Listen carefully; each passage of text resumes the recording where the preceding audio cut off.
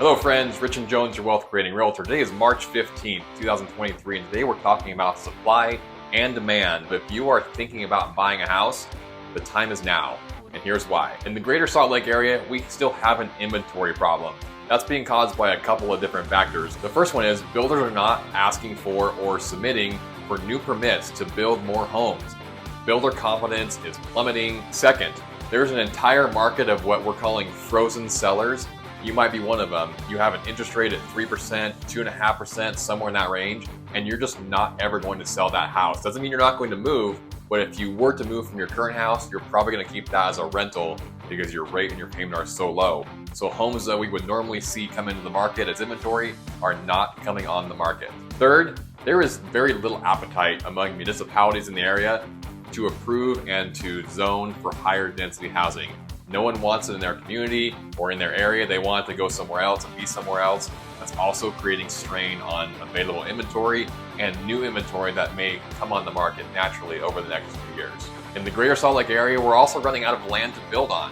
There isn't much more private land that can be acquired or bought to be able to build homes on. That's going to continue to put a strain on inventory in years to come. Finally, we continue to have an increasing population.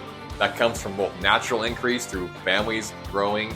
It also comes from in-net migration, which we are continuing to see from places all around the country. If we look at the data right now, we also see more multiple offer situations. Yes, multiple offer situations are coming back. This past weekend, I talked to 2 listing agents and 1 buyer's agent who both were either receiving or competing with multiple offers.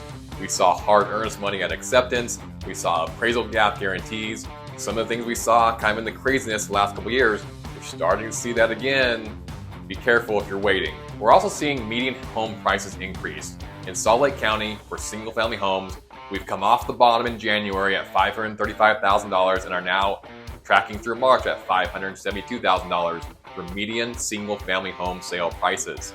That's a 7% increase in the last 2 months. We're also seeing days on market decrease over that same period of time, approximately 32%, from 53 days on market to 36 days on market. So what do you do if you're looking to buy a house or thinking about buying a house right now? That it is more advantageous, less money out of pocket, and ultimately better for you in the long run to purchase a home at a potentially lower price with a slightly higher interest rate than it is to wait and potentially be competing with other offers, have prices go up, even if rates do drop a little bit.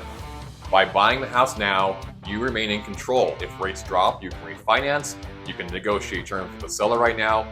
Ultimately, you're going to be in a better spot potentially if you're buying now rather than if you're waiting for some market crash to come where prices are going to drop 20, 30, 40%.